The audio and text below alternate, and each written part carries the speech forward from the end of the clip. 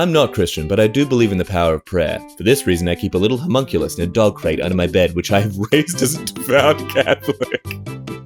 Whenever I want something in my life to change, I poke him with a stick, and he clasps his grubby little paws together and starts chanting in Latin.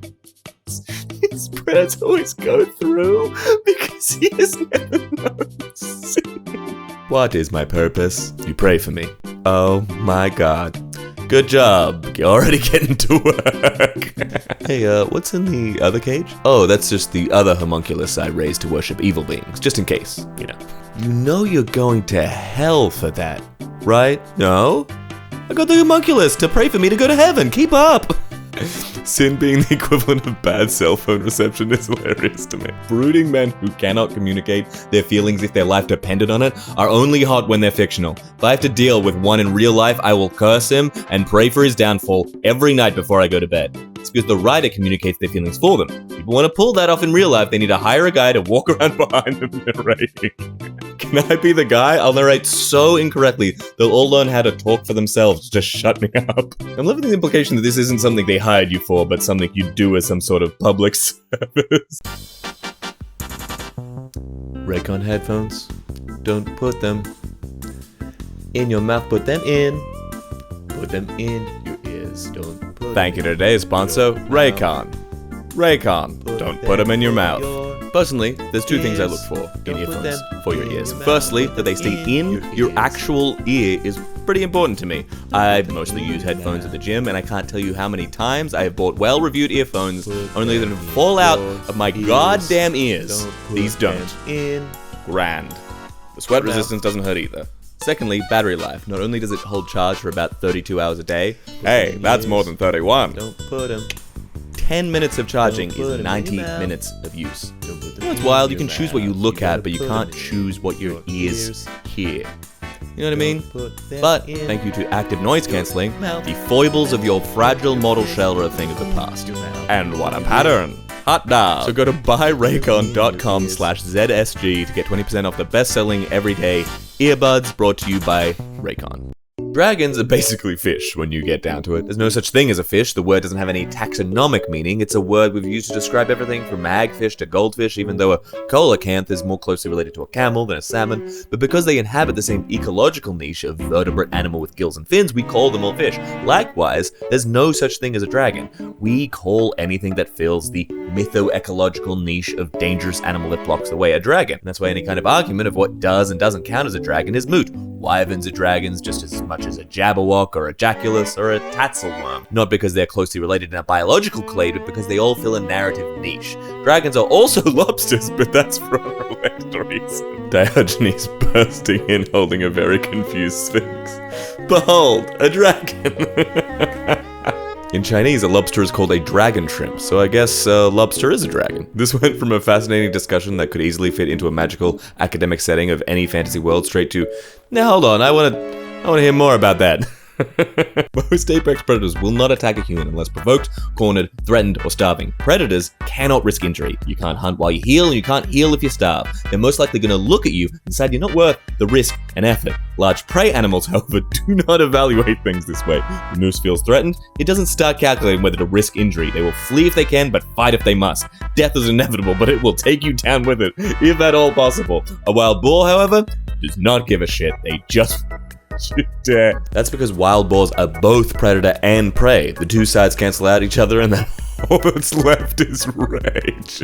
Cassowaries, you triggered my flight or fight response, and I'm a flightless bird. I once heard it described that a grizzly bear looks at you like you owe it $1 million. A wild boar looks at you like you owe it $1 million plus interest. A friend of mine tried to sell his soul on eBay and the starter price was $10 and people were bidding on it, but before anything happened, eBay took it down and sent him an email explaining that if he was selling a soul that didn't actually exist, then it was against their policy. And if he was selling a real soul, then that is a human body part and is also against their policy. Well done, eBay, for solving that philosophical conundrum. Does a soul exist? Don't matter, you can't sell it. eBay. Asmodeus at the top of the bidding list. God damn it! That was really smart of eBay. They knew if they only gave an answer for one side, that guy would use the other side as an argument to keep it. But if they beat them to the point, OP would have no argument. Bro definitely had a half-eaten can of Pringles in his soul slot. I don't love the idea of a soul slot. eBay Faye employees. That is against the terms of service, regardless of your disposition to the existence of a human soul. I like to think that the eBay employee who sent the email studied philosophy at university and ended up at eBay to get a real job. When they saw the soul for sale, they thought, my time to shine. A novel about a morally grey pirate captain who is cursed to die within 5 years for stealing some forbidden treasure, and only giving her heart to someone and expecting nothing back can break the curse. But rather than go on some journey to find some true love or whatever, she decides to use her last years to travel the seas with her crew and collect treasure and drink and be merry. And on the day of reckoning, she is falling more and more ill, and her crew gather all around her to say goodbye to their captain, when suddenly the curse is broken, because she gave her whole heart to her ship and her crew and expected nothing back. Expecting love, but instead the solution is found family is such a beautiful concept. What I love about this post is that the pirate captain's path ended up being the only correct one. If she tried to actively search for love to break the curse, she'd be giving her heart with the expectation of something in return, the curse being broken, and thus wouldn't break it. But by accepting the curse and spending her last moments happily loving her crew and ship without caring about breaking the curse, she truly loved without the expectation of reward, and thus broke the curse. The real reason your sapient dragon character needs a rider. Dragons on the wing are vulnerable to being mobbed by smaller, more agile flyers, particularly in your large rear blind spot, like a bird of prey being mobbed by crows. Having a human armed with a long spear perched on your back helps to dissuade anyone from getting any funny ideas. 2. Breath weapons are impressive enough on the ground, but in flight they're really only good for strafing stationary targets. Trying to use your breath weapon in an aerial dogfight is a good way to get fire up your nose. A real fight calls for sterner measures, and concomitantly, a crew to aim and reload the cannons. No dragon of any quality would be caught dead without their valet. It's not as though you can announce your numerous, long-winded titles yourself when introductions are called for, can you?